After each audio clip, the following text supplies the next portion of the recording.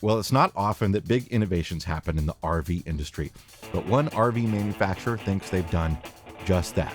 Keystone RVs is introducing the new Arcadia line, and on this episode of the RV Miles podcast, a special sneak peek. RV Miles is sponsored by LL Bean, your source for ready-for-anything outerwear this winter.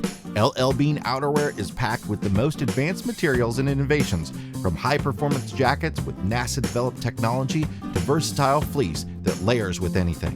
When it comes to outdoor comfort, they've got you covered. Visit llbean.com to find a store or shop now. LL Bean, be an outsider.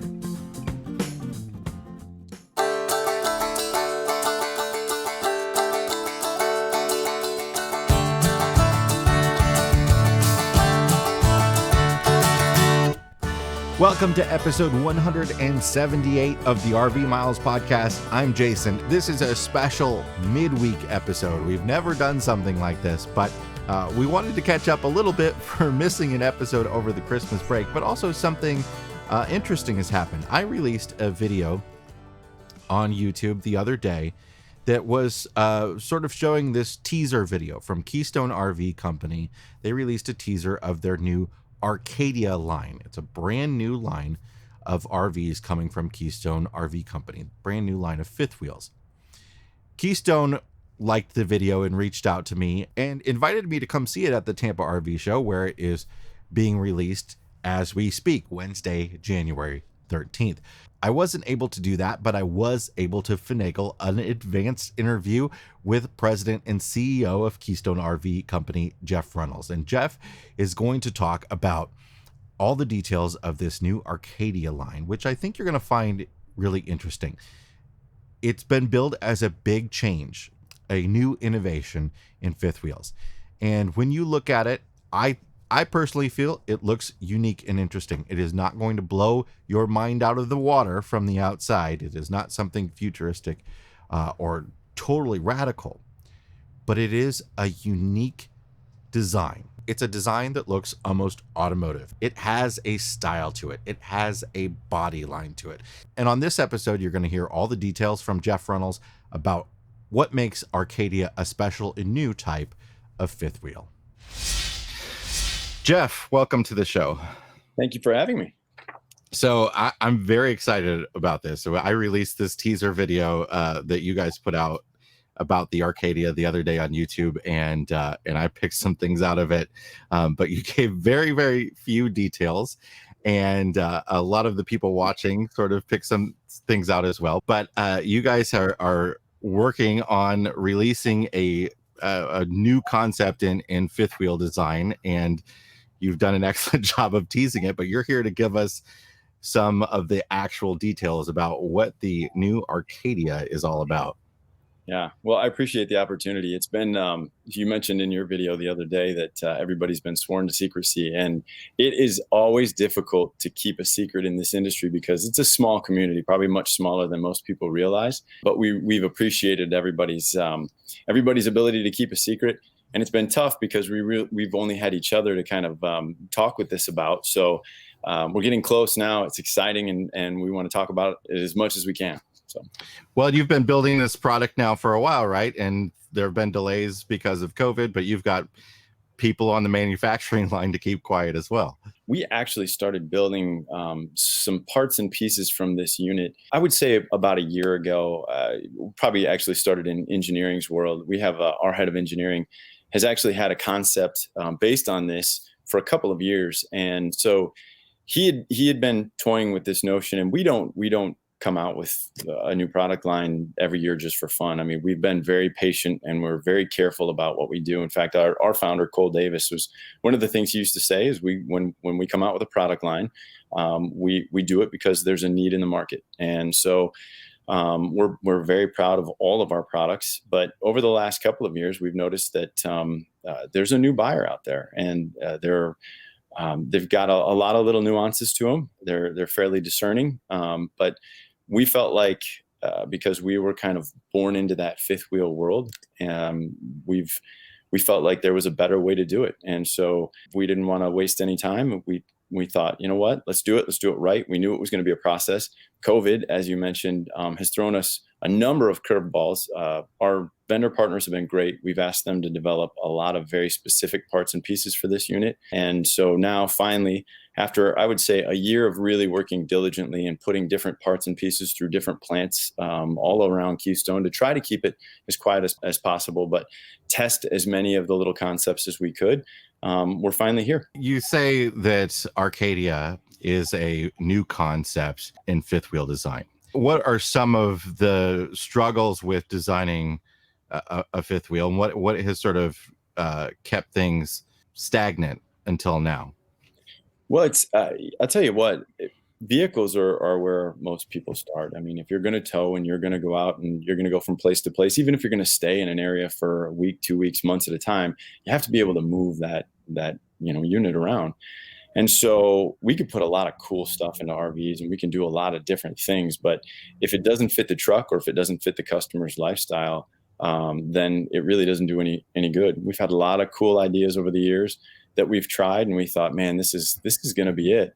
But it didn't take because it didn't work for the customer. It was a really cool idea, but it wasn't functional, or it was very functional, but they couldn't tow it. And so with this concept and with Arcadia, we started from the frame. We said we're going to work from literally, actually, we started with the suspension and we worked all the way up. And so every single section of this coach has something very unique. In some cases, it's patented by Keystone. It will be specific to us. And that's kind of why we called it a concept. Our thought was we believe we've done something that will change the way we build fifth wheels. So we want to start slowly and methodically and make sure that it is what we think it is, but it's exciting. Let's get down to the nuts and bolts. So you say, and from the 10 minutes I've had with the actual details about this unit before we've talked, it seems to me like as you said, the frame and the chassis is really where the rubber meets the road with this, where this is something different. What have you done to make the chassis different than other fifth wheel chassis? 60+% of the market, involves a half-ton truck or a 3/4-ton truck, if not more. And that changes from year to year, but they're the most driven vehicles out there on the road. So coming up with a fifth wheel that fits the largest segment of vehicles, and therefore probably the largest segment of the population, is what we really wanted to look at. But we wanted to fit a lot of things into this coach that we probably couldn't have otherwise. And so that always starts with the heating, the cooling, the suspension, as we talked about, and the electrical. And so this new frame, is we're calling it the NGC2 frame, is actually built around a crawl space concept. And so you will see that all of our ducting, all of our electrical, all of our water lines in this coach run through a cavity that is built specifically to house all of that equipment and only that equipment. So we don't have to run our water lines willy-nilly through every cross member. We don't have to stop our ducting and use a foil dryer duct and move around a slide-out ram or some electrical. We don't have to do any of that. It opens up a world of possibilities. So it's like, from what I understand from what I've been sent, is that there's sort of a channel in the middle of the bottom of the chassis for all of that stuff to go through, and then the chassis is sort of arched towards the road, almost like the hull of a boat. So we've created this crawl space, this channel through the top of the frame, and so let's start with the midsection. So like I said, we want to be a 3/4 ton with this Arcadia and a half ton. And so that means we're primarily going to be working with 10 and 8-inch I-beams. So the very first thing we did was we dropped all of our cross members by about 2.5 inches, and we created an arc, like you had just talked about, underneath that chassis, so that we didn't lose a lot of space for valuable, holding tank space. But we also, we dropped all the slide out rams. So we have a completely clear span on the top section of that chassis where we can run freely. And again, so now when you're talking about water lines, whereas before you might have had to put 2 or 3 connections in to get to where you want to be, you don't have that. You can bend them. You don't have to necessarily put a connection in there. And as we all know as RVers, the fewer connections and the fewer stops and starts you have in anything, whether it's water, electrical, or heating and cooling, the better off and the more efficient you are. I would imagine that that would help you insulate ducting and water lines as well a little bit better too. Yes, so that was the second part to this. So in that cavity that we've created, we run a thinner section of block foam insulation that's very similar. It's the same material that we run in our sidewalls. So we lay it down across the cross members. We build it out up against the I-beam, and we put it at the back and the front of the chassis. And then we use our hyperdeck floor on this Arcadia, which we came out with a little over a year ago, which is our non-organic composite floor. Again, block foam insulation. And we put that down over the crawl space. So what you end up with is 360 degrees of really insulated cavity there. So all of those components we just talked about are completely enclosed and completely heated. So a lot of this is about making, sounds like, the manufacturing process a little bit better, allow you to have more options as a manufacturer to decide where things go and be a little bit more efficient. But how does that help the customer? What is the end goal in making the customer get a better product? Well, as you were talking about, our innovation lab, one of the things our innovation lab and our engineers have tackled over the last several years are where are the difficulties for customers? Where are the service issues? Where are the concerns? And so those three spots that we just talked about, electrical, where we started with our unified wiring schematic a couple of years ago, plumbing, you always talk about water leaks in RVs and you want to limit, again, the number of connections. And then ducting. The longer units get, and of course these days our units are getting longer and longer, the more difficult it is to get direct ducts or get efficient ducts to everywhere in the coach. And so we've been watching that. We watch a lot of that feedback come in. And in a fifth wheel, that's even more difficult because, you have an upper deck and a lower deck. So this was all about efficiency, not just for production. In fact, we had a lot of our team in production at first because it's new, it's different, they've never seen it, that they were a little skeptical about how it would actually benefit them. But what we found and what we believe is it does. But where it really benefits us and the customer is when you're down on your main deck, we believe in floor ducting because we don't want to put our ducts in cabinets. The other thing that we're talking about, and you'll hear us talk a lot about in Arcadia, is storage space. We want to create as much storage space as possible. That's the king. That's what you really want, especially for those buyers who have camped before. So we don't want to put our ducts in islands. We don't want to put them in cabinets. It also, if you do that, you have to use that foil ducting. You almost always have to use that somewhere in a coach, but the more you can limit that, the more effective and efficient your ducts are going to be because you don't have the cavity. If it doesn't get pulled tight, you don't have those bends that you would have to contend with the foil duct. So the real benefit is in efficiency. And a lot of us in the RV industry use the same components. And you're going to be limited in how much you can get out of those components. So if you're using a standard furnace, depending on the size, there's only so much you're going to get out of that furnace. We want to make sure the components we're putting in the coaches are as efficient as possible to get the most out of those components. And that's another big thing that this chassis does. Let's talk about some of the features. It sounds like this coach is something that is for a little bit more experienced RVer, somebody that wants to get out there and boondock a decent amount, somebody that is interested in some cold weather camping. What are some of the details about things like tank sizes and water storage and all that? So the last several years, we've heard a lot more about boondocking, a lot more about solar, a lot more about fresh water. And over the years, we've been really focused on, we want to try to get as much gray and as much black water capacity into the coaches. But, not as many people travel with fresh water. And recently we've been hearing more and more about, finding that fresh water source. So this coach is still set up to really max out our gray and our black water. But for our 3/4 ton unit, for this one that we'll have in Tampa, the 3660, we have 112 gallons of fresh water storage in this coach. Wow. And again, on a 3/4 ton unit, what some of the industry calls mid-profile, that's more than we've ever seen in the industry. And that was our goal, because one of the other things that we're going to offer on this unit is we're going to offer a really robust solar package. You'd be amazed at how many people call us and say, hey, can I do this with my coach, or can I add that? And we've offered a lot of really good solar packages or options over the years. Our Montana group offers the Solar Flex package, which is great. You don't have to do a lot with it, and it's expandable, but it's a very high-end system. So because this is a 3/4 ton, again, and half ton, we wanted to try to come up with a solar option where you didn't have to have a power management system, where you could expand it, but you didn't have to do anything where you took your coach apart. So we'll offer a full solar option. It will come standard with one lithium-ion battery. It will be set up so that you can add a second. It will come standard so that you can run 5 outlets, 3 on the inside, 2 on the outside. You'll be able to run a soft start AC. You'll be able to run your appliances inside.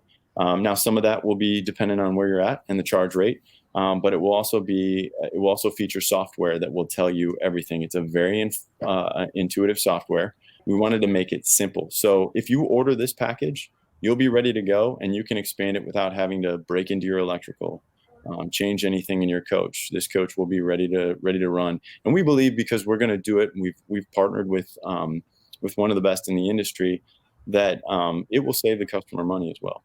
When I look at that teaser video and some of the images that I was just able to see just before we started talking, you've made a lot of innovations in terms of structure, and that structure has allowed you things like that additional tank capacity and all that. But you've also really focused quite a bit on interior design in this unit. And I think that's great, because a lot of times there are new innovations in a technology or something. It doesn't cross over into the other part. There's not the advancement in interior design. It's really beautiful inside. Talk to me about the process of making that happen, and what were some of the decisions made in order to make something that has the functionality that people who are heavy RVers need, while still making something that looks really classy. Well, again, we started with function, but we had form in mind. So we have a decors department that is, I think, second to none. We involved a lot of folks from Keystone. In fact, as we were protoing decors, we started decors first. Actually, as we were prepping the chassis, and as we were working through engineering, we started doing decors because we knew that the industry it needed something new. It needed something fresh. And we've seen a lot of lighter coaches over the last couple of years. I think people are always scareder to add light, even white cabinets, because folks may have it in their house, but they don't always feel comfortable camping with it. But that's certainly changed. So we have a 2-tone interior. It's got a quarter sawn oak look to some of the cabinets, and we've got a white interior. But it's all in that sheen finish that all of the cabinetry is washable. It is all solid wood cabinetry. That's going to be a lot like what you find in your house. And then we rolled that over into the furniture as well. We had a special furniture design. It's a tufted leather furniture that's based on a residential sofa out there that we brought down so that we could put a trifold sofa. But instead of doing a 78-inch or an 84-inch trifold, we did a 96-inch trifold, because we've had a lot of people say, hey, I want a king bed on my fold-out sofa as well. So we're trying to fill that space. We're trying to give a little bit more flexibility with seating area. We think that'll come in handy when we get into the bunks, because sometimes when you start to add more sleeping, you lose that seating capacity. But it took a lot of involvement. We had folks from all over the company with eyes on this thing, and when we tried several of them before we landed on this. I think a lot of us just want to be able to lay down on the couch. Yeah. Yep. That's always the struggle. In an Arcadia, you've got a sofa that fills the entire back end, and but it wasn't just the other part of this is where you spend money. I mean, I think manufacturers in particular, we start looking on, hey, we want to save money here. But if you ask the customer, look, I'd like a countertop that holds up. So we, in our 3/4 ton, we have a solid surface in the bathroom. We have a one-piece, fiberglass shower in the bathroom, and it's a large shower. We did a residential Serta mattress in this, and it's a California king. We've got a lot of people saying, hey, first of all, RV kings for the most part aren't kings. I can't even get sheets. So we were aware of that. So we put a standard California King in this so that you can get sheets right off the shelf. And we added some space. Our chassis also allowed us to add some space to that bedroom. So we went as residential as we could. And our mantra became, as we were creating this thing, you know what, we want an automotive finish on the outside and we want a residential finish on the inside, because that's what we're sandwiched in between. And that's the tough thing for people to understand who haven't been in the RV industry. You know, they've got a car and they use it every single day and they expect it to hold up and they expect certain things out of it. And the same thing with their house. And so you sandwich those two things together, and that's what we're building every day. And so you've got to make sure that it's lasting, but it's also comfortable and it's got the form that people want. So that's what our mantra became. I mean, something, and I'm sorry to ramble, but something that was really exciting as we were developing the outside. Obviously, you'd pointed out we did a large pass-through storage. This is, on average, it's about 2 inches wider than most of the other 3/4 ton towable units outside storage areas, which doesn't sound like a lot. But the other part of that is we use the same size door on both sides because we eliminated all the plumbing. You won't see any wiring. You won't see any plumbing. You won't see any electric running through our storage. It looks like the trunk of your car. And to this point in RVs, you look through 95% of pass-through storages out there, you'll see the floor joists up above. You'll see a black tank running through it. So we've eliminated all of that in Arcadia, and that's a first. So when you look in, it'll look like the trunk of your car. It's a heated pass-through storage, same size door on both sides. So you can put just about anything you want in it. And if it shifts around, you can get it on the other side. And if you don't want it to shift around, we put D-rings in the floor. Outdoor enthusiasts of all stripes will enjoy Pelican gear on their adventures. Hard-sided Pelican Elite coolers are all made in America and are available in a wide number of sizes. Get a 20-quart for short day trips, a 50-quart for week-long adventures, or a wheeled 45-quart to keep the fun rolling along. Pelican backs all their hard-sided coolers with a lifetime warranty, too. RV Miles listeners can get a free Day Venture tumbler when they visit elitecooler.com/RV Miles and spend over $100. You mentioned floor plans. What are some of the rough idea of the floor plans and lengths that are going to be available in this? So the first two that we'll debut at Tampa, the first one is we're calling the 3660. It's a mid-entry rear sofa off-door entertainment, which is it's probably the best-selling overall floor plan in the industry. We've tweaked a couple of things. You'll notice our island, part of that form, we've built a workstation into the island. So that butcher block that you saw in the teaser, it's a true butcher block workstation that will flip up off the island. You can sit there. There are outlets. You can pull a chair around and you can work. But you don't have to take your dining room table area for it, or you can face the TV with it. So we've taken a floor plan that everybody in the industry does, and we've tried to make it better. That floor plan will also feature a full walk-in closet. So on a mid-profile, that hasn't existed to this point. And we were able to do that because with our new chassis, we also added the new Rhino frame that Lippert's been working on in the upper deck. It hadn't been involved in a mid-pro yet, so we took it. We helped develop it, so it is max turn. You caught that in your analysis of the video as well.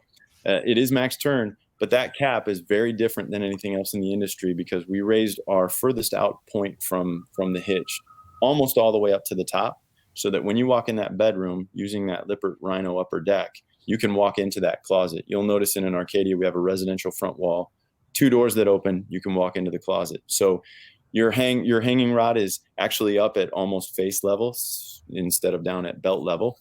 And then that does something else that's huge for us and for customers. You can do a stackable washer dryer in the front of a mid-profile fifth wheel, which that's another first. Folks that are they're watching the video version of this, I'm throwing up images that I have not seen as I'm interviewing you, Jeff. So, okay.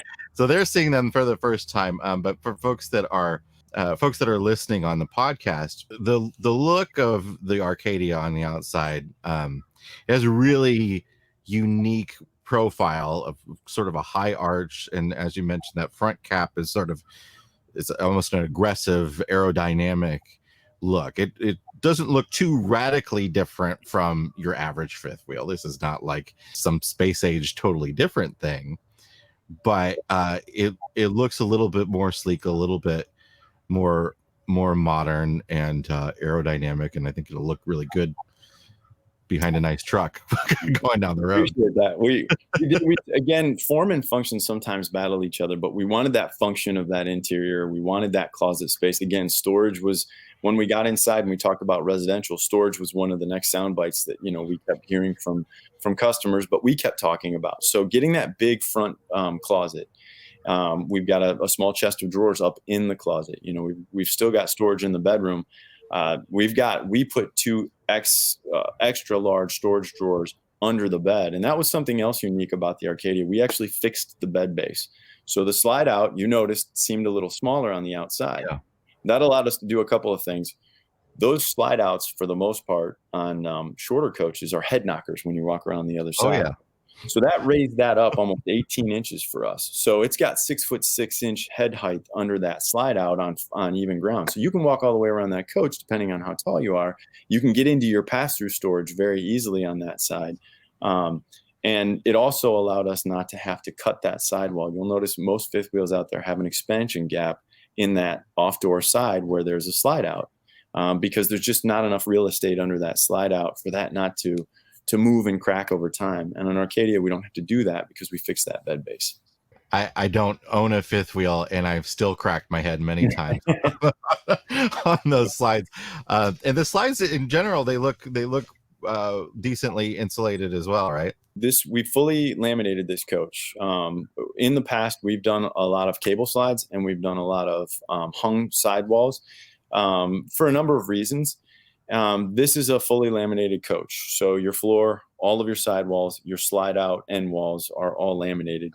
It allowed us to do some different things in the slide outs, but it also gives us a little bit more flexibility with size of slide using ram slides in the main section of the coach. And so you'll see that our slides are a little bit wider than some of our competitors, and also a little bit taller. With the ability to sort of maximize storage space and additional water carrying and all that sort of stuff, have you been able to keep the cargo capacity decent? Yes. So one of the other parts of that pass-through storage that you will notice is the reason we were able to use the same size door on both sides of that is because we took the convenience center that a lot of fifth wheels use these days, and we moved it. So our convenience center has got its own standalone compartment, like a lot of the higher end units out there, where you can access your cable, your satellite, your dump valves. We do have an easy winterizing valve in there. So everything is accessed, but it's outside of your pass-through storage because you need that for storage. So we have maxed out our exterior storage. We've maxed out our interior storage. And as far as we've researched, we should end up with, for our class, more exterior storage than anybody in the 3/4 ton space. It's something that we've been shopping quite a bit for fifth wheels recently, and that's something that we're paying a lot of attention to, is those mid-profile fifth wheels. Storage can be a challenge, even for us going up to a bigger size rig than what we have now. So that's fantastic. I'm glad you noticed that. And you had asked about us. Our second floor plan is actually a half-ton unit, and so we, in a lot of half tons, that's where you start to really sacrifice, isn't that outside storage? So in our half ton, our first floor plan will be unique to the industry. It will be a first of its kind. It will have a sectional sofa in it, a truly sectional sofa, not one that is a chaise coming out of a slide out, but a sectional sofa. So that meant that we had to move some other things around. And you're right, storage space becomes one of those things that usually gets bumped off. So not having that convenience center in the pass-through storage, but located just behind it, helped us, because though that pass-through shrunk, we still picked up pass-through over most other half tons, because it's not that convenience. All that water, all the water lines and all the electrical aren't there in that pass-through storage to take up room. When it comes to RV travel, weather safety is a top priority, which is why the Highway Weather app provides weather forecasts for road trips along every point of your route, adjusted to your time of travel. You can compare forecasts, get recommendations for the best time to head out, get severe weather alerts, add rest stops to long trips, and more. Did I mention all of that is included free in the app? For subscribers, there's a hands-free background feature to automatically alert you to upcoming bad weather. To download the app, visit highwayweather.io today, or look for it in your iOS or Android app store. The Arcadia is going to be debuted here as I'm releasing this this episode at the Tampa RV show today, as this is coming out. When is it available, and when it's going to be shipping to dealer lots? So we will have units probably shipping this week during Tampa. They'll hit the first select dealers across the nation. And so by the end of January, hopefully in most of the markets out there, you'll know who we've selected, and you'll be able to see them in many markets. By February, we'll have regular production of the first 2 floor plans. And I would say by probably March or April, we'll be underway with our first 5 floor plans. That's awesome. If I could put you on the spot really quickly, because I get lots of questions about the industry backlog. Where is Keystone in terms of, being back on track to restocking dealer inventory in general and getting units out there? I would say that we're back on track. I think the industry is really fortunate and in a really tough spot all at the same time. And so making sure that our folks are doing well and making sure our suppliers can supply without doing anything too silly has been difficult but smart. So I would say that we came back this year feeling like we're in a really good spot. And I would say over the next 3 months, folks who are going to lots will notice that there's a decent amount of inventory to look at again. Certainly not what's been there the last couple of years, but better than it would have been the last 3 or 4 months if they were looking towards the end of the year. Well, Jeff, thank you so much for coming on the podcast and sharing us the information about the Arcadia. I'm really interested in getting inside one and taking a look at all the nuts and bolts. It's an exciting time. Well, I'd love to get your feedback. If you're able to get to one at some point here soon, I'd love to hear how you feel or what you think. I will be. The second I find one near me, I'll be going to take a tour. Awesome. I appreciate the time. Thanks a lot. Thanks. Thanks for checking out this look at the Keystone Arcadia, which is available now. If you're down at the Tampa show, you can check them out there. They've been manufacturing them for months and have been just sort of delaying this release because of COVID, but now it's available and you should be able to head to dealers soon and order one if that's what you're interested in. I hope to see you next time and keep logging those RV miles.